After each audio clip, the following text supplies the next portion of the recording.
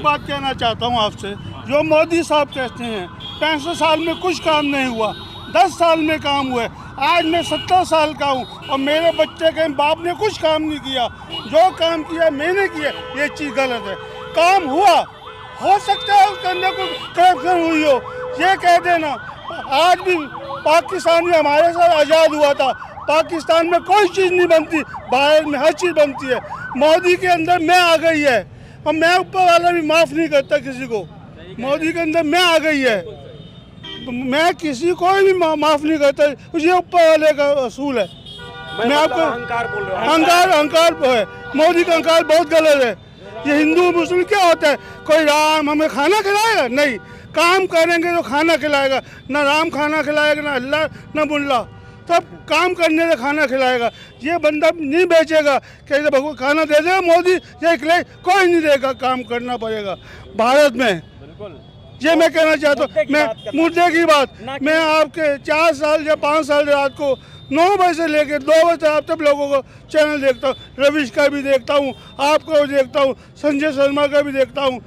मैं पहले एक बात सुनिए, पहले मैं बीजेपी का वर्कर था, जब बीजेपी हटती थी मैं उस दिन खाना नहीं खाता था। बहुत अहम है, गौर से सुनिए। मैं जब मैं बीजेपी का, आज से 5 साल बाद जाके मैं बीजेपी का अगेंस्ट हो गया, संजय राहुल गांधी के साथ हूँ, खाली इस बात पे कि मोदी ने कहा कि 65 साल में कुछ काम नहीं हुआ। मैं मोदी साहब की बात गलत बताता हूँ, काम हुआ, हर तरह का काम। जब आपके राजीव गांधी कंप्यूटर लेकर आए थे, ये बोले थे कि दुनिया का क्या होगा, पर आप बिना कंप्यूटर की जिंदगी नहीं है। मैं भाई साहब देखो पढ़ा लिखा हूँ, मेरी बात नहीं, बिजनेस में करता हूँ। और जीएसटी वाले सबसे ज़्यादा बेईमान, इनके यहाँ अफसर के ईडी के इनकम टैक्स, जितने इनकम टैक्स ऑफिसर, जीएसटी के ऑफिसर, जितने अधिकारी हैं, इनके यहाँ सबके बाद छापा लगाया जाए। इतना माल मिलेगा, किसी का माल नहीं मिलेगा। क्या करते हो आप? मैं बिजनेस करता हूँ। किस चीज का? ये अपना कब्जे का। तो आप कह रहे हो कि आप पहले बीजेपी के सपोर्टर थे? जी, कितने जिंदगी भर, जिंदगी भर हर बार बीजेपी को वोट किया? जब ये आपका चुनाव चुनता दीपक, मतलब जब जनसंघ के समय में, अच्छा, मैं पुरानी दिल्ली कुचा पातीराम का रहने वाला हूँ। वहाँ मेरे नेता काउंसिलर है हरिजन चंद वर्मा, जो कांग्रेस के थे, हम उनको मामा कहते थे। कहे भांजी आपकी बात गलत है, बीजेपी को कहते तुम्हारा मामा कांग्रेस। आप दिल्ली के रहने वाले हो? आपने गाजियाबाद पटेल नगर। और यहाँ क्या? यहाँ मैं बिजनेस, मेरे बेटा भी साथ में है, बिजनेस करने आते हैं। बिजनेस करने यहाँ आते हैं? हाँ। यहाँ भी कुछ है आपका? नहीं जी, अच्छा, मैं तो आपको देखा, अच्छा, गाड़ी में अपनी नोवा में आया, आपको देखा, बेटा बोला था जिनको आप देखते हो सर यही खड़े। अच्छा अच्छा, मुझे लगा आप यही राय। नहीं। अच्छा, दिल्ली के हो, यहाँ आए हो? गाजियाबाद और के। बहुत अहम बात, हाँ, गाजियाबाद के। और ये जनसंघ के समय के ये लोग जनसंघ से बीजेपी के सपोर्टर पुराने समय से जुड़ा है, वो अब बीजेपी छोड़ना चाह रहा है। आप सोच सकते हैं कि उनकी विचारधारा अब बिल्कुल उनसे मैच नहीं करती, यानी वो जो मुद्दा लेके आए थे वो पूरा नहीं किया। इसीलिए इन्होंने क्या कहा कि हम जब दीपक चुनाव चिन्ह था तब हम उससे साथ जुड़े और अब जाके हम उससे हट गए। क्यों? क्योंकि उन्होंने क्या क्या जो मुद्दे लाए वो मुद्दे नहीं पूरे किए। अगर जैसे कि अभी बात करते हैं, अभी कोई भी पार्टी अगर बीजेपी की बात करे, कोई मुद्दे की बात नहीं करता। अगर कोई छोटा आज के समय में अगर 10 साल का या 4-5 साल का बच्चा है तो उसको ये कहाँ पढ़ाना है, कैसे पढ़ाना है, कोई नहीं जानता है। कैसे पढ़ाना है, मैनेज नहीं करना। अगर पढ़ाई कर रहा है, अब इंटर पास हो गया तो उसके नौकरी चाहिए, उसको मुद्दा होना चाहिए नौकरी। अगर कोई नौकरी कर रहा है तो उसमें क्या क्या फैसिलिटीज़ मिल रही और मिल रही कि नहीं मिल रही, वो चाहे प्राइवेट हो।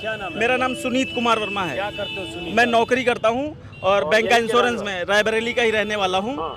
और मैं भी जब आज से आपकी एज में था, जब हमारी पहली वोट आई थी, तो हम भी चाहते थे कि यार मोदी जैसा प्रधानमंत्री बनना चाहिए। क्योंकि हम सुनते आए थे, पढ़ते आए थे कि मोदी आएगा तो ये करेगा, मोदी आए वो करेगा। तो हम भी जब पहली बार उसमें आए तो हमने भी वोट डाला, तो मोदी को वोट दिया कि भाई हम भी सोचे थे कि भाई ये अच्छी नौकरी देगा, अच्छी पढ़ाई का स्तर यहाँ से यहाँ ले जाएगा, मोदी स्तर को यहाँ से यहाँ ले जाएगा। आपके हाथ में एल्युमिनियम का कटोरा और ये भी हॉल किया हुआ, एल्युमिनियम का कटोरा ये भी हॉल किया हुआ, ये देगा मोदी। देश की आर्थिक व्यवस्था है, जहाँ से वो ऊपर ले जाएगा, हमारे देश का नाम हर जगह रोशन करेगा। लेकिन वो चाहे वो पढ़ाई के क्षेत्र में हो, चाहे चिकित्सा के क्षेत्र में हो, किस क्षेत्र में उन्होंने काम किया है? उन्होंने नाम बदला, कितनी नौकरियाँ थी। पुलिस की भर्तियाँ भी हम एग्री करते हैं, पुलिस की भर्ती इससे पहले भी अगर यूपी गवर्नमेंट में सरकार समाजवादी गिरी तो वो भी भर्ती हुई थी। और आज की डेट में अगर 10 परीक्षाएं हुई तो 8 परीक्षाओं में पेपर लीक हुआ, और 2 जो पेपर भी है उनकी भर्तियां हुई हो तो बता दो। वो कोर्ट चली जाती है, पेंडिंग हो जाती है। अगर हम अब एक एक करके अब देखिए, कहानी ये है कि मैं आया था पहले बिना तैयारी के ये बोतल खरीदने 80 रुपये में, और बोतल खरीदने आया, माइक भी लेके नहीं आया था। एक ऐसे मैं छोटा सा माइक लेके इस बोतल वाले से बात करने आया, और होते होते 4-5 लोग आए, और यहाँ लग रहा है चारों तरफ देखे तो 25-30 लोग आ गए। और उसके बाद मुझे फिर दूसरा कैमरा लगाना पड़ा, मुझे लगा किसी बहाने सबसे बात हो जाए। लेकिन बोतल वाले भाई, तुम्हारी बोतल की बिक्री की गारंटी मेरी है, 5 बोतल की तो गिफ्ट मैं दे दूंगा, चिंता मत करना तुम। 1 मिनट रुको पहले, अब आपका क्या नाम है? और इस बहुत बहुत हाँ, मैं चलूं? लेकिन आप बिजनेस में ना होके हाँ। और ऐसे बोलते हो सरकार के खिलाफ, आपको नुकसान क्या होगा? ये बिकाऊ है, पैसे ले कुत्ते हैं सरकारी अफसर, क्या है? हमसे पैसा लेगा कोई, हम 3 नंबर का काम नहीं करते इनसे, पैसा तो लेगा, कोई जान ले लेगा हमारी। मेहनत का काम करते हैं तो डरते नहीं। हम नहीं, इनकम टैक्स मैं भरता हूँ, मैं 20 लाख की इनकम टैक्स भरता हूँ, मेरा परिवार 1 साल में, मुझे क्या दिक्कत है? सब चोर हैं, जितने इनकम टैक्स, जीएसटी, बड़े अधिकारी सब चोर। इतना करप्शन है? हाँ जी बिल्कुल, पूरे भारत में। अच्छा ये बताओ, आप जाते जाते चूंकि आप जा रहे हो, हाँ। आप अगर कह रहे हो जनसंघ के जमाने से जी, जी। बीजेपी के लगातार जी, हाँ जी, सपोर्टर रहे, बिल्कुल। तो अभी क्या हो गया? अभी खाली ये है कि जो काम किया मैंने किया। कल मैं ये कहना चाहता हूँ, कल को मेरे बच्चे कहें कि मेरे बाप ने कुछ नहीं किया, तो जो किया मैंने किया नहीं, बाप ने जुगाड़ किया, बहुत किया। उस जमाने में जब भारत आज़ाद हुआ था, क्या बनता था? कुछ नहीं बनता था उस समय में। आज भारत में हर चीज़ बनती है, पाकिस्तान में कुछ नहीं बनता। ये कह देना कि 10 साल में काम हुआ है, 50 साल में काम नहीं हुआ, काम हुआ। हो सकता है उन्होंने करप्शन की हो, काम हुआ। हर आदमी काम करता है, काम में कोई कमी नहीं होती। कोई 90 पैसे खाता है, कोई 10 पैसे का। ये कह देना कि जो काम किया आज़ाद 10 साल में हुआ, ये चीज़ गलत है। मैं पक्का जलसन का हूँ, जब दीपक चुनाव चिन्ह आता था, मैं जब से हूँ, और मैं जब से वोट देता हूँ बीजेपी को, और जब बीजेपी को जलसन आती थी, मैं उस दिन खाना नहीं खाता था। आज मैं कहता हूँ बीजेपी हारेगी, मोदी हारेगा, मैं उतनी अपने यहाँ भंडारा करूँगा, लोकतंत्र की जीत होगी। कितनी बड़ी बात कर दी। पुराने बीजेपी के सपोर्टर रहे और कह रहे तब पहले बीजेपी हारती थी, खाना नहीं खाते थे, अब कह रहे जिस दिन हारेंगे भंडारा करेंगे। गुस्सा क्यों हो गया? मैं किस चीज की नहीं, मैं किस चीज की, मैं किस चीज की, मैं जिसके अंदर भी आ गई, जो मरेगा आज ही मरेगा, कल भी मरेगा, मैं नहीं आनी चाहिए, देश है। चलिए ठीक है, बहुत शुक्रिया आपका, धन्यवाद। बाकी लोगों से बात करें। एक मिनट देखिए, मुझे सबसे बात करो। आप बताइए, आपका क्या नाम है? सर मेरा नाम इंद्रेश सिंह है। इंद्रेश सिंह है। क्या मैं करते हो इंद्रेश साहब? मैं फार्मासिस्ट हूँ और मेरा मेडिकल स्टोर है ठीक सामने में। मुझे स्टाफ ने बताया कि अजीत अंजुम सर आए हुए हैं, तो मैंने कहा अरे मैं काम छोड़ के मैं आपके पास भागा चला आया। मेरा मेन मुद्दा सिर्फ ये है, मोदी जी से मुझे कोई चिढ़ नहीं है। वो जो है हमेशा झूठ बोलते हैं, उनके पास कोई मुद्दा नहीं है। जो भी जुमला होता है सब वो बोलता, झूठ बोलना झूठ बोलना झूठ बोलना। और 2024 जो फर्स्ट टाइम वोटर है, वो मेन चीज़ फर्स्ट टाइम वोटर को ही टारगेट कर रहे हैं। और फर्स्ट टाइम वोटर जो है, उनकी जो व्हाट्सएप यूनिवर्सिटी है, जो अमित मालवीय हैं, उनको जो है उन्होंने ऐसा प्रोपेगेंडा फैला दिया है कि वो जो बच्चे हैं, जो नई जनरेशन के, जो 2000 वाले या 2002 के पहले वाले हैं, वो पूरे के पूरे उनके चक्कर में फंस गए हैं। पूरा जानते नहीं है, क्योंकि 1985 या 1995 के लड़कों से पूछो कि पढ़ाई क्या होती थी। मैं 2006 से हूँ फार्मासिस्ट, चाहता तो मुझे भी नौकरी नहीं मिली है, मुझे भी नौकरी चाहिए। मैं भी यहाँ क्यों बैठता, मैं भी 8 घंटे काम करके 40,000 रुपये लेता। अच्छा ये बताओ कि आप जैसे, आपको जब मैंने देखा ना जी, जी, ओम जी। नमः शिवाय, तो जी, मैंने जी। समझा कि आप आजकल ऐसा माहौल बना हुआ है बीजेपी के ना भैया, देखिए ये महादेव के भगत हैं हम। भैया बाबा महादेव के भगत हैं, देश अपनी जगह पर है, धर्म अपनी जगह पर है। महादेव के बोलने दीजिए। महादेव के भक्त तो कहते हैं, मोदी जी भी हैं, कल वहाँ काशी में थे, नामांकन किया, उन्होंने बड़ी इमोशनल बातें की कि उनको परमात्मा ने भेजा है, जो वही काम कर रहे हैं जो परमात्मा ने जो करने उन्हें भेजा है, उन्हें परमात्मा ने खुद वो सारे काम करने, पुण्य करने और देश का विकास करने भेजा। तो हम लोग क्या, अगर वही महादेव के भक्त हैं तो हम लोग क्या हैं? हम लोग शिवलिंग पे डेली जल चढ़ाते हैं, वो करते हैं? नहीं करते हैं। कर ले हमसे साष्टांग, मैं खुली चुनौती देता हूँ उनको। हमसे जो भी जिस टॉपिक पे बात करना चाहेंगे। अभी तो मैं नर्वस हूँ क्योंकि मैं फर्स्ट टाइम है आपसे फेस टू फेस बात कर रहा हूँ, लेकिन मैं खुल के बात नहीं कर पा रहा हूँ। चलिए एक एक करके और आप जी बोलिए, क्या नाम है आपका? सर नाम छोड़िए, जो मुद्दे की बात है मैं वो करना चाहता हूँ। बताइए क्या करते हैं आप? Thank you sir. मैं वो छोड़िए सर, मैं जो बोलना चाह रहा हूँ, क्या करते हैं? सरकार कहती है कि पिछले 70 सालों से भारत एक गरीब देश था, इसकी अर्थव्यवस्था बहुत कमजोर थी। भारत सरकार कहती मैंने पिछले 10 वर्ष में भारतीय सरकार कहती मैंने पिछले 10 वर्ष में भारतीय अर्थव्यवस्था को विश्व की श्रेष्ठ अर्थव्यवस्था बना दिया है और टॉप 5 में, टॉप 3 में ले जाने वाला, टॉप 3 में ले जाना है। सरकार ऐसा कहती। जब देश गरीब था तब लाखों कर्मचारियों को पुरानी पेंशन सरकार दे रही थी।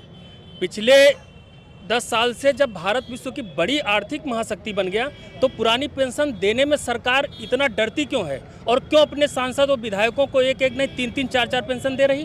क्यों 3-3 लाख रुपया, वो 2-2 लाख रुपया हर महीने पेंशन के रूप में ले रहे हैं?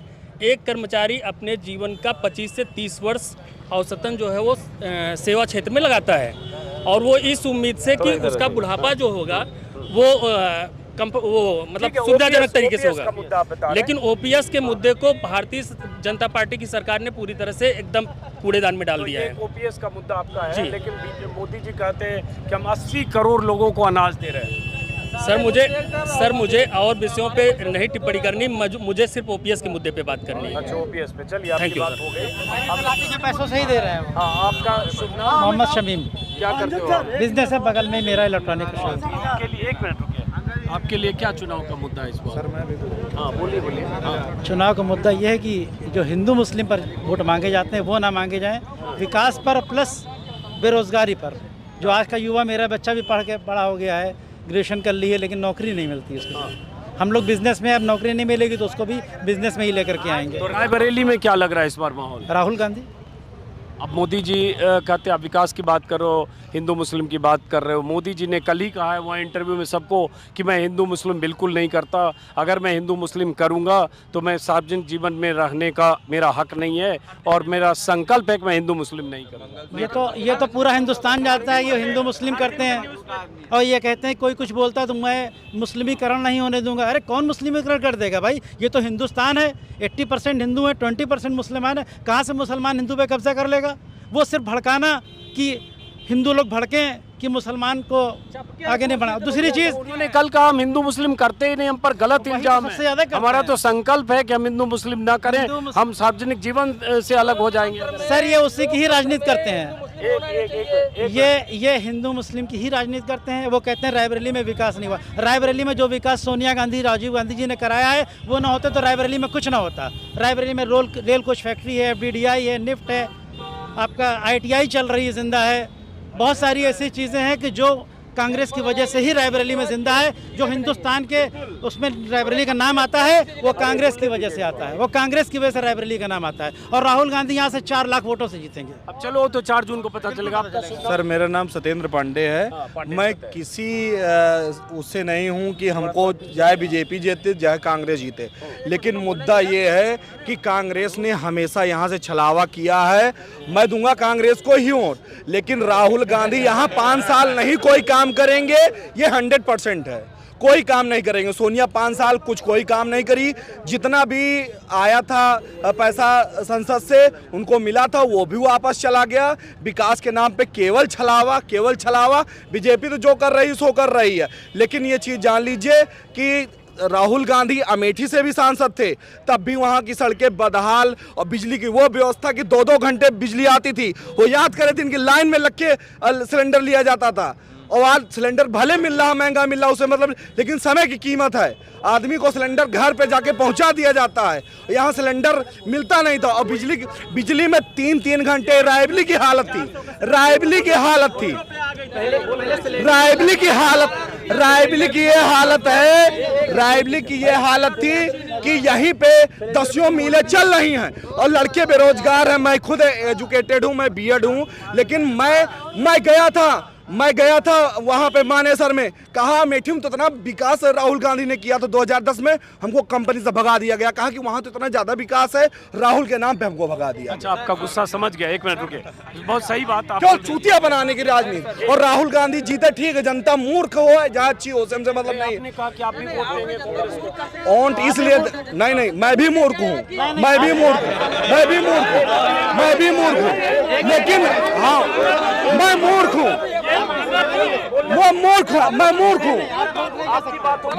मैं गलत बात नहीं बोलूंगा, मैं मूर्ख हूँ, लेकिन हमारे साथ जितनी हमारी जनता है वो भी मूर्ख है भाई। क्योंकि राहुल गांधी यहाँ कोई काम नहीं करेंगे 5 साल। ये मेरा आप चाहे स्टाम्प पे 10 रुपए लिखवा लीजिए, अगर करवा ले तो बताना 5 साल चाहे दिनेश सिंह जीते चाहे कोई जीते। अगर इतने काम हुए हैं किसने करवाया ये बता दे। रायबरेली में रेल कोच फैक्ट्री लगी, किसने लगवाया? मोदी ने लगवाई है। हमको रायबरेली कितने लोगों को रोजगार मिल गया रेल कोच फैक्ट्री में कि नहीं मिला? अरे यार नहीं मिला। एक मिनट आप लोग चुप नहीं, मैं चला जाऊंगा अगर आप सोच आते लेकिन रायबरेली में आंधी है, हर घर राहुल गांधी है। ठीक है, 1 मिनट रुकिए। हाँ आंधी है उनकी आंधी, लेकिन विकास की आंधी नहीं बहेगी, ये गारंटी है। हाँ सर। अब 1 मिनट, जैसे आपने कहा कि मान लो विकास नहीं हुआ, आपकी बात हम मान लिए, लेकिन बात आती है कि अभी 7 साल से डबल इंजन की सरकार है। बिल्कुल सर। 10 साल से मोदी जी हैं, तो अब राहुल गांधी तो ना केंद्र में है ना यूपी में है, तो सुन तो लो, इस 7 साल में डबल इंजन की सरकार में और 10 साल मोदी जी की सरकार में रोजगार और बाकी सब काम हो रहे हैं। नहीं, रोजगार का तो मुद्दा, ये तो बहुत विषम परिस्थिति है, रोजगार तो बिल्कुल नहीं है इनके सरकार में, तो रोजगार बिल्कुल बेरोजगार। रोजगार की गारंटी मोदी जी की होनी चाहिए या राहुल गांधी की जो अब नहीं है? नहीं सर, देखिए जो आप 70 साल का हवाला दे रहे हैं, 70 साल का ये नहीं, मैं 10 साल की ही बात कर रहा हूँ। यहीं आप चले जाइए लालगंज अजहारा में, वहाँ की देखिए, वहाँ की रोडें, जो भी प्रमोद तिवारी वहाँ के विधायक थे, वहाँ की रोडें आज भी चमक रही हैं। अगर थोड़ा सा भी होता है तो सांसद से जहाँ विधायक से वहाँ की रोडें बनती। मैं भी वहाँ जॉब करता हूँ, मैं प्राइवेट ही जॉब करता हूँ, लेकिन कांग्रेस ने वहाँ, और उसके साथ सुनिए, जब कांग्रेस की सरकार थी तब वहां पे स्पेशल लाइट दी जाती थी और रायबरेली में 3 घंटे लाइट मिलती थी, रायबरेली में 3 घंटे लाइट मिलती थी, और लालगंज अजहारा में 20 घंटे लाइट मिलती। आपकी बात हो गया, एक एक करके तब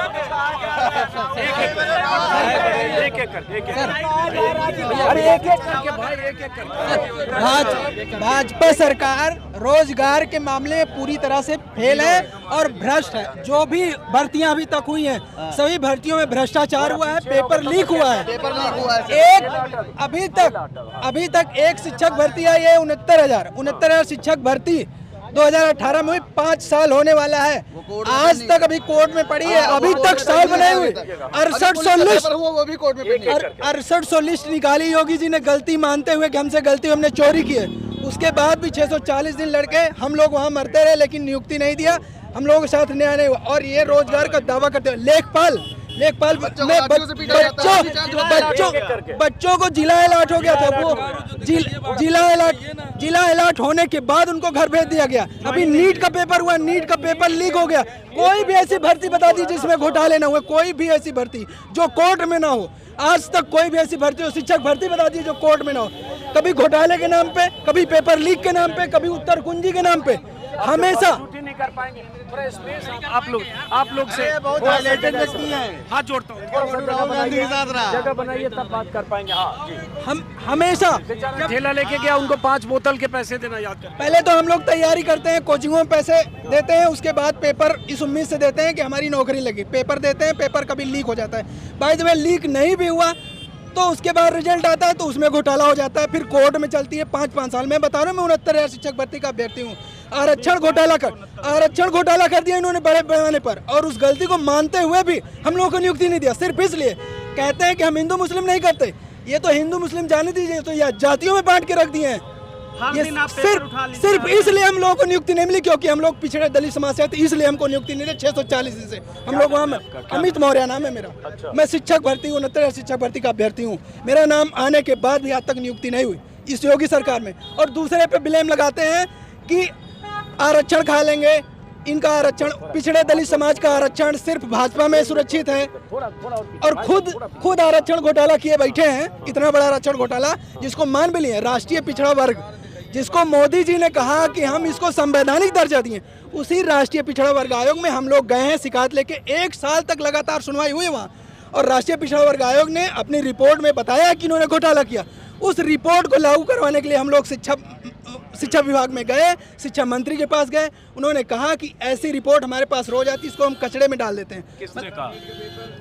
शिक्षा विभाग ने, SCRT पे गए हम लोग, और किसी नेता मंत्री के यहाँ हम जब भी गए सिर्फ लाठियाँ मिली। उन्होंने ये भी नहीं सोचा कि मोदी जी द्वारा बनाया गया राष्ट्रीय पिछड़ा वर्ग है उसका अपमान न करें, लेकिन नहीं किया। उसने सिर्फ हमको कोड के नाम पे गुमराह किया, पिछड़े दलित के नाम पे गुमराह किया, जाति सूचक गालियाँ दी उन्होंने। हमारे 3 भाइयों को मुकदमे लाद दिए, जेल भेज दिए, और हम लोग अभी नाम नोट करके रखे हैं कि मुकदमा कर देंगे। एक मिनट, आप यहीं के रहने वाले? जी, मैं यहीं का। ये एक युवा है, अभ्यर्थी है, और शिक्षक उस 69 भोजन वाले के वो आपको आरक्षण घोटाला का आरोप, और वो धरना प्रदर्शन कितने दिन से चल रहा है? वो सर, जब पहले लिस्ट नहीं आई थी, पहले घोटाला किया, तो हम लोग 1 साल लगभग वहाँ राष्ट्रीय पिछड़ा वर्ग आयोग में हम लोग लगातार सुनवाई करवाएं। उसके बाद वहाँ से रिपोर्ट आने के बाद वो रिपोर्ट लागू करवाने के लिए हम लोग लगातार 1 साल आंदोलन किए।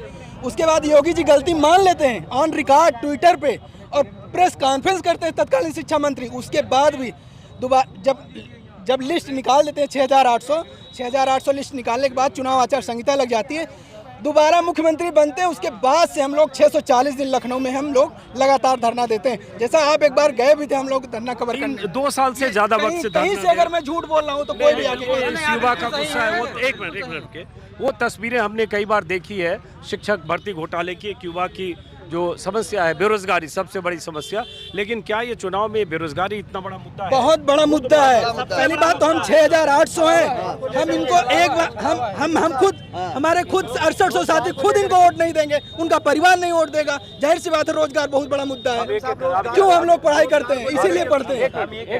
थोड़ा पीछे रहिए ना, आप समझ नहीं रहे हो, तो आप आपसे भी बात करें। हम एक बीएड होल्डर हैं, हमने अभी रिसेंट में बीएड डिग्री कंप्लीट की है, और यहाँ यूपी में 2018 के बाद कोई शिक्षक भर्ती नहीं आती है। बिहार हम जाते हैं प्राइमरी का एग्जाम देने, 67 नंबर मेरिट जाती है, हमारा 106 नंबर आता है। फिर सुप्रीम कोर्ट से फैसला आता है कि सुप्रीम कोर्ट फैसला करती है कि प्राइमरी से बीएड वाले बाहर। अब हमारी क्या गलती है? आप पहले रूल रेगुलेशन बना ले तब बीएड कराएं। पहले तो आपने बीएड करा लिया, अब हम मेरिट में हैं, फिर भी डीमेरिट हो गए। उसके बाद फिर हम टीजीटी देने आ जाते हैं बिहार, फिर पेपर लीक हो जाता है। हमारी गलती है क्या? क्या नाम है? शिवा सोनकर। मेरी गलती है क्या?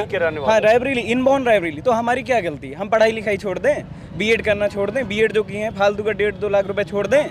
हम इनसे ये पूछना चाहते हैं कि जब नीट सामने कोचिंग चल रहा, 1.5-2 लाख रुपए फीस देते हैं, एक पेपर कराएं, नीट का पहली बार पेपर लीक हुआ है, कोई गवर्नमेंट है इस पर? कौन रिस्पॉन्सिबल होगा इस पर?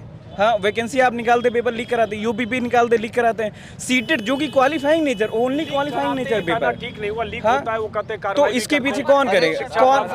सुनिए, एक मिनट रुकिए ना, एक मिनट रुकिए। अभी कितने सालों से ये शिक्षा विभाग इनका बनता जा रहा है। कितनी वैकेंसियाँ निकाली इन्होंने? हम यूपी में बात करते कितनी शिक्षक की भर्ती आई हैं, जो टीजीटी के लिए, जो प्रवक्ता के लिए उनको आप प्रमोशन नहीं दे पा रहे हैं, तो क्या करेंगे बताइए? अब बीटीसी खत्म हो रहा था, आपने क्या किया? बीएड को बाहर कर दिया। बीटीसी सब कर ले रहे हैं। आप बीएड बीटीसी को उसी तरह लड़ा रहे हैं जैसे हिंदू मुस्लिम को लड़ा रहे थे। अब हम कहते हैं राम मंदिर बनाइए, बहुत अच्छा, बाबरी मस्जिद बनाइए, बहुत अच्छा, सो गुड, है ना। और जब भी बात होती है तो कंपैरिजन करते हैं पाकिस्तान से। हमारे इंग्लिश में एक रूल है, कंपैरिजन बिटवीन 2 इक्वल थिंग्स। अब हम अपाची लेके थार से कंपैरिजन करेंगे, कोई फर्क पड़ेगा क्या? अगर स्विट्जरलैंड की सड़कों को हम भारत की सड़कों से या हमारे यूपी की सड़कों से मैच करेंगे तो क्या दिक्कत है? हमको तो दिक्कत होगा ना। तो हम ये कहते हैं कंपैरिजन वहाँ करिए जहाँ बराबर हो। ये तो गलत बात है ना। आप हिंदू मुस्लिम कर कितना कब तक जीतोगे यार? मोदी जी ने तो कल ही कहा हम हिंदू मुस्लिम नहीं करते। We believe in Ram, but we are not that type of person to who use to राम फॉर अस।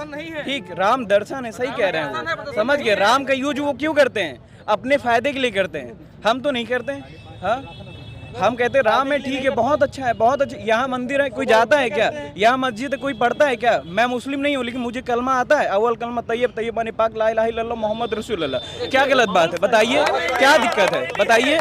वाले के वाला, हाँ, जश्न आंदे रसूल सल्लल्लाहु अलैहि वसल्लम, हम यहीं रहते हैं, हमको सब आता है, हमको क्या दिक्कत है? बताइए। हम मुस्लिम नहीं है, हम अपना आधार कार्ड के ये तो आपको दिखा दें। हाँ, ये राखी मेरी पहचान है। हाँ, रोजगार, हमको रोजगार चाहिए भैया। हाँ, ये देखिए हमारा सब लिखा है, हम यहीं रहते हैं। हाँ, ये हमारे भैया हैं, खड़े हैं। हाँ, बताइए, धर्म की लड़ाई रायबरेली में नहीं चल पाएगी, समझ गए? रायबरेली में नहीं चलेगी। रायबरेली में केवल, सुनिए, मैं किसी पार्टी का फेवर नहीं करता हूँ, केवल मुझे ये चाहिए कि जो मेरे हक में बात करे, जो स्टूडेंट के हक में बात करे। हमारी क्या गलती? हमारा 23 साल उम्र हो गया, हमारा बीत जा रहा है, उसके बाद आप कहेंगे आप ओवर एज हो गए, तो फिर क्या मतलब है? बताइए, कोई फर्क पड़ेगा क्या? हम ओवर एज हो जाएंगे, कौन रिस्पॉन्सिबल? एयरफोर्स में राजनाथ सिंह जी कहते हैं कि एयरफोर्स की वैकेंसी हम कराएंगे, देखेंगे। हाँ, ज्वाइनिंग लेटर देने के बाद आप ज्वाइन नहीं करा तो हमारी गलती है, हम ओवर एज हो रहे हैं, हमारी गलती है। अग्निवीर, हाँ, अग्निवीर आ गया, वो कहते हैं 25% करेंगे हम परमानेंट। अच्छा, आप पहले ही उतना कर दीजिए, डिफिकल्ट लेवल बढ़ा दीजिए, आप पहले ही सारी चीज़ें करिए ना। क्यों 25% को आप बाहर कर रहे हैं? क्यों 75% को आप बाहर कर रहे हैं? पहले ही कर दीजिए ना। सेना में आप पेंशन नहीं देते हैं, सुनिए भैया, सेना में आप पेंशन बाहर कर दिए। अरे यार, एक भी दिन का कोई विधायक या कोई भी नेता बनता है ना, तो जिंदगी भर पेंशन लेता है। हाँ, वो कौन सी निधि से देते हैं? बताइए, वो कौन सी निधि से देते हैं? हाँ, हमारी गलती है। रोजगार, एक थोड़ा पीछे हटिए भाई साहब, हाथ जोड़ता हूँ, थोड़ा जगह बनाइए तो इनको शूट करना भी आसान है। ठीक है, धन्यवाद। आप दिखाइएगा जरूर, अगर नहीं दिखाएंगे ना तो सच में बोल रहे हैं, मीडिया से तो वैसे भी मेरा नफरत हो गया। हाँ, एक ध्रुव राठी है केवल, जिसको मैं अब देखता हूँ, बाकी कोई न्यूज चैनल को नहीं देखता मैं। नहीं, आपके मैंने देखा है, नहीं जानता मैं। आप सर्च करिएगा, हर मुद्दे पे बात करते हैं, हर मुद्दे पे वीडियो मिलेंगे, मैं जरूर देखूंगा। आप देखिएगा, बिल्कुल जानना सबको जरूरी नहीं है। और ध्रुव राठी भी बहुत शानदार काम कर रहा है, लेकिन आप हम ये कहते हैं कि भारत को धर्म पे मत बांटिए। हाँ, भारत बहुत बड़ा देश है भाई, बहुत अच्छा है। तो जब मैं आपके सामने खड़ा हूँ ना, यहाँ लोग कहते हैं दलित, छूने से लोग क्या कहते हैं, नहाना पड़ेगा। अरे यार, क्या यार दलित तुम लगा रखे हो? हाँ, साला खून काटोगे ना, सब सेम निकलेगा। हाँ, पड़ते हैं बेड पे तो खून, जब ब्लड की जरूरत होती है तो ब्लड रूम में जाके हम नहीं पूछते किसका खून है, हमें जरूरत है खून का। ब्लड बैंक से ब्लड लेने जाते तब नहीं पता करते कि संजय का ब्लड लेके आते हैं। सही बात आपने कही, लेकिन आपको ये कलमा कैसे आता है? क्या चीज? जो कलमा, देखिए, हमारा घर जस्ट बगल में है, ठीक है। हमारे जो बेस्ट फ्रेंड है, मेरा बेस्ट फ्रेंड मुस्तकीम और मेरा बेस्ट फ्रेंड मोहम्मद कलाम, ठीक, और हमारा बेस्ट फ्रेंड जो सेना में, आर्मी में, तिवारी, हमें सब आता है, कोई प्रॉब्लम नहीं है। याद थोड़ी ना करना हो, तो सब चीजें सुनते सुनते आप इतना ज्यादा वो हो जाता है, आप सुन के याद कर लेंगे। एक बार जाते जाते फिर से नाम बताओ। शिवा सोनकर मेरा नाम है। Thank you so much. और बीएड वाले छात्रों के लिए प्लीज बात करें कि बीएड वालों के साथ अन्याय ही मत करें, ठीक है? बीएड वालों के साथ नाश ना करें। हाँ, बोलिए। रोजगार को लेकर के, ये रोजगारी में, इस माहौल में सरकार कहती है, इस यानी गरीबों की रोजी में भी उनको काला धन नजर आता है। गरीबों की रोजी में उनको काला धन नजर आता है। यहाँ पर भी एक शायर ने कह दिया है कि दिल का दामन भीगा भीगा, दिल का दामन भीगा भीगा, आँख के आंसू सूखे हैं। लोग कहते हैं आज तू मालिक काम दिला दे, कल से बच्चे भूखे हैं। लोग कहते हैं आज तू मालिक काम दिला दे, कल से बच्चे भूखे। लेकिन रोजगारी में काला धन कैसे नजर आया? रोजगारी में काला धन कैसे नजर आया? कहते हैं कि गमों के आने जाने का कोई सीजन नहीं होता, गमों के आने जाने का कोई सीजन नहीं होता, लेकिन बरसती है ये आंखें तब भी जब सावन नहीं होता। और पसीने की महक आती है जिन नोटों के बंडल से, हमें छुपाकर भी वो रखे हो तो काला धन नहीं होता, छुपाकर भी वो रखा हो तो काला धन नहीं होता। तो यहाँ लोगों को आज दिख रहा है कि मालूम है गरीबी में भी काला धन नज़र आ रहा है कि नहीं, रोज़गार ठीक चल रहा है, लेकिन बेरोज़गारी इतनी ज़्यादा है कि लोग ये समझ लीजिए कि जो दुकान, कारोबार, बिजनेस अच्छा करते थे, वो लोगों से मदद मांगने के लिए मजबूर हो गए। आप समझ सकते हैं, उनके सर पे जुल्म सितम का पहाड़ तो तोड़ा जा रहा है, उसके साथ साथ गरीबी सड़ चढ़ के बोल रही है हमारे और आपसे, ये समझ लीजिए कि मदद मांग रहे अब हैं। एक महिला है, एक मिनट, थोड़ा सम्मान के साथ आप लोग थोड़ा पीछे हटिए। इनको आप आइए मैम, यहाँ आइए, यहाँ आइए। आपका शुभ नाम जान सकते हैं? नीलम सिंह मेरा नाम है, नीलम सिंह मेरा नाम है जी। हम लोग पत्रकार हैं, दिल्ली से आए। पहचानते हैं सारे बहुत 24 शुक्रिया। जी। ऐसे ही राह चलते लोगों से बात करते हैं। आप लोगों से आग्रह, थोड़ा पीछे मैडम को थोड़ा आगे आइए। तो हम लोग चुनाव के मुद्दे समझना चाहते हैं। नीलम जी, आपके लिए चुनाव का क्या मुद्दा है इस बार?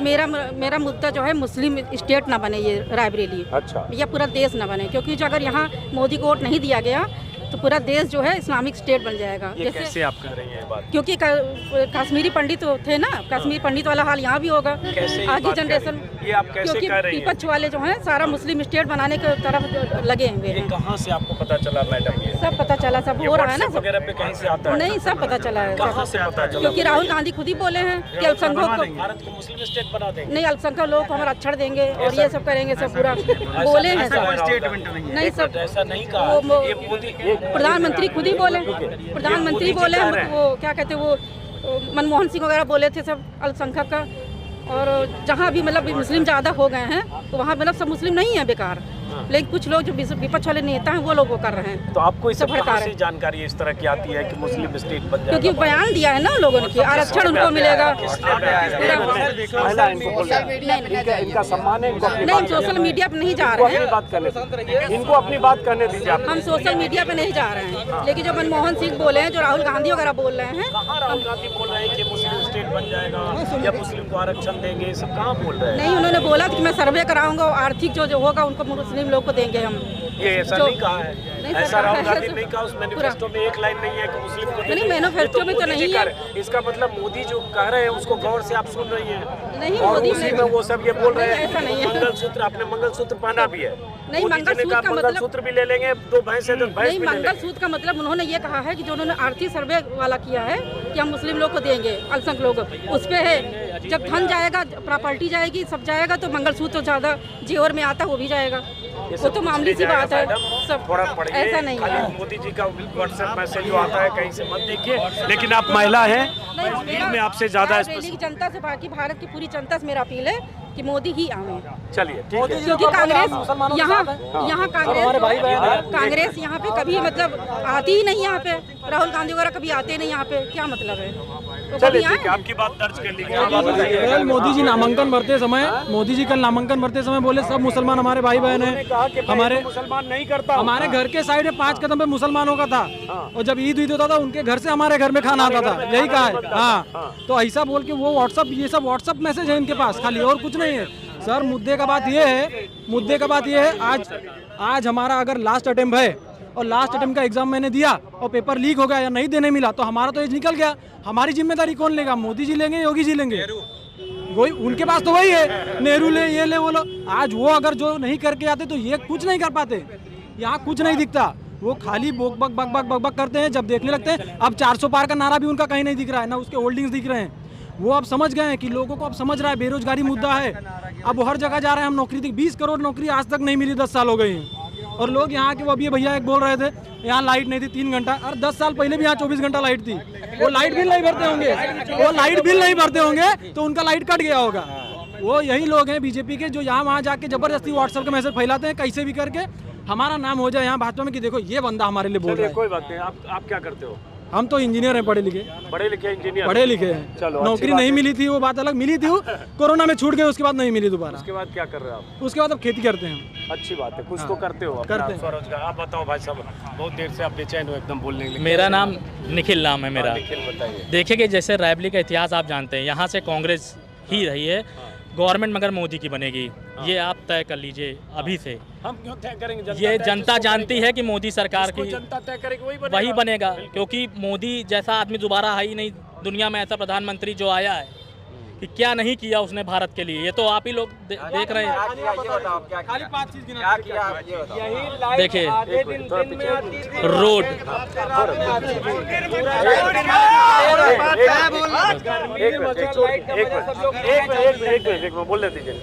कोविड का पीरियड चल रहा था उस समय, कितनी त्राही थी आप देखें। उसके बाद किस तरीके से उसने देश को निकाल के लेके आया है। कोविड में कितने लोगों की मौतें हो गई बिना ऑक्सीजन के, बिना ऑक्सीजन सिलेंडर के, हॉस्पिटल के इतना आदमी को मैनेज करा उसने, जितना जो मर गए वो अपनी किस्मत से है, जो बच गए वो मोदी जी की कृपा से। कितना उसने मदद करी, कितना निकाला देश को, कितना निकाला। प्रधानमंत्री चुना है, रायबरेली ने प्रधानमंत्री चुना है, अब की बार भी रायबरेली प्रधानमंत्री ही चुनेगा। चलिए वो तो अलग बात है, ठीक है कोई बात नहीं। अब उसके बाद आप सड़कों का काम देख लीजिए, घर घर में आज की डेट में राशन देख ही रहे हैं, 80 करोड़ लोगों को राशन तक पहुंचाया जा रहा है। जितनी सारी योजनाएं चल रही हैं मोदी गवर्नमेंट की, हर सिलेंडर देख ही रहे हैं आप, कितना काम किया है। एक सिलेंडर में तो बहुत लोग कह रहे हैं सिलेंडर मिला और सस्ता, उसके बाद इतना महंगा हो गया कि घर पे सिलेंडर। उस समय का चीजें, पहले की चीजें क्या थी, पहले धीरे धीरे बढ़ती ही गया, धीरे धीरे चीजें पहले चीजें बढ़ती गई। तब का समय तब था, अब आपका समय था। एक मिनट, हाँ बोलिए। सर पूरे दिन लाइट नहीं रहती थी। सर मेरा नाम कुलदीप है, मैं रायबरेली का ही रहने वाला हूँ। सर मैं बचपन से देखता आ रहा हूँ, 10 साल पहले लाइट कभी भी 4 घंटे 5 घंटे के ऊपर नहीं रहती थी, कभी भी। रायबरेली को light Akhilesh Yadav ji 34 power sub station इसी रायबरेली में बने हुए हैं। और एक सब स्टेशन बना है कब? अभी माननीय जी ने बनवाया अपने घर के लिए कि ताकि लाइट न जाए। 34 पावर सब स्टेशन रायबरेली में बने, किसने बनवाए? अखिलेश यादव जी की देन है, तब यहाँ पे लाइट आना। देना आसान, देना बड़ी बात नहीं होती, उसको चालू रखना भी आसान होता है। चालू करेगा, मैं मानता हूँ सरकार जिसकी होगी वही तो चलाएगा ना, वो तो चलाने आएगा नहीं, सरकार नहीं है तो। मैं मानता हूँ थोड़ा हाथ जोड़ता हूँ, थोड़ा पीछे रहेगा तो कैमरा मूवमेंट रिकॉर्ड कर पाए। मैं मानता हूँ कांग्रेस ने यहाँ पे बहुत कुछ दिया हुआ है, लेकिन उस पे काम नहीं हुआ, जितनी भी यहाँ पे फैक्ट्रियाँ हैं, सब कांग्रेस की सरकार में बंद हुई है। जितनी भी फैक्ट्री यहाँ पे, ITI ले लो आप, राइस मिल ले लीजिए आप, चीनी में सभी फैक्ट्रियाँ कांग्रेस की सरकार में ही बंद हुई है। को चालू क्यों नहीं किए? 10 साल योगी जी को हो गए, चलो कांग्रेस ने बंद कर दिया था ना, तो इन्होंने चालू क्यों नहीं किया अभी तक? 2000 नहीं, कौन सी फैक्ट्री लगाई योगी जी ने आज 10 साल में? बताओ, रायबरेली में कौन सी फैक्ट्री लगा दी योगी जी ने? और वो खासदार तो बनाएगा नहीं। ये सवाल पूछ रहे हैं कि मान लो 10 साल से मोदी जी की सरकार है, 7 साल से योगी जी की सरकार है, 1 मिनट, मान लो कांग्रेस ने कुछ नहीं किया, तो इस 7 साल और 10 साल में ये जो पूछ रहे हैं, इन्हीं का सवाल है कि रायबरेली में कौन कौन सी फैक्ट्री लगी? रायबरेली में कांग्रेस ने फैक्ट्रियाँ, पहले वो जो पूछ रहे 10 साल रायबरेली में नहीं है, पूरे देश में, पूरे इंडिया में चल रहा है। कंस्ट्रक्शन आप ले लीजिए, रेलवे स्टेशन, गंगा एक्सप्रेस पे, एम्स कितने सुचारू रूप से चालू है। कांग्रेस ने दिया। सर यहाँ पे OPD, सर यहाँ ऐसे करोगे तब मैं नहीं करूँगा। आप लोग अब सम्मानित सभी लोगों से 5 काम के ना, लेकिन ऐसे करोगे तो नहीं हो पाएगा ना, शूट ही नहीं कर पाएंगे हम ऐसे। आप लोग मजबूत 5 काम में थोड़ा सा ही है, आप लोग ऐसे करोगे शूट नहीं कर पाएंगे। सर यहाँ पे एम्स की OPD 2018 के बाद स्टार्ट हुई है। कांग्रेस ने यहाँ पे जो प्रस्तावित किया था 2009 में आया, क्यों नहीं कर पाए? 2014 तक क्यों स्टार्ट नहीं हुई OPD? और जब कंपनियों की बात और सब व्यापारों की बात है, तो ये मोदी जी के जाते देश में किया है, तो बिजली की बात खाली रायबरेली क्या कर रहे हो? रायबरेली में नहीं है। 2014 में माननीय मोदी जी शिक्षा, स्वास्थ्य, रोजगार 2 करोड़ नौकरियां लेकर आए तेजी से उड़ते हुए, और उसके बाद पूरी तरह से ये फेल हो गए। ना नौकरी, ना पेपर लीक, उसके बाद एक भी शिक्षा या स्वास्थ्य के विषय में इन्होंने कोई काम नहीं किया। एक भी एम्स इनके शासनकाल में नहीं बना। सुई से लेके हवाई जहाज तक जो भी आज दिख रहा है वो कांग्रेस की देन है। माननीय मोदी जी जो बेचने में लगे हुए हैं वो कांग्रेस की देन है। मैं भारतीय जनता पार्टी के समर्थकों से या फिर भारतीय जनता पार्टी से ये सवाल करना चाहता हूँ कि आप कोई 5 ऐसे मजबूत काम किए हों, वो आप बताने का कष्ट करें, तब हम समझेंगे कि आप 17 साल 10 साल केंद्र, 7 साल राज्य की सरकार में आपने केवल हत्या, लूट, बलात्कार छोड़ के अगर आपने कुछ दिया हो तो आप 70 साल दिया गया, 70 साल दिया गया, 70 साल यहाँ 10 साल, 70 साल जवाब देने दो, जवाब। 70 साल सर पूरे देश 10 साल नहीं, 70 साल। जवाब दो सर देश दिया, नाम है आपका? देवेंद्र नाम है। ये बिल्कुल सही कह रहे हैं, दिया कांग्रेस ने, मैं भी करता हूँ दिया।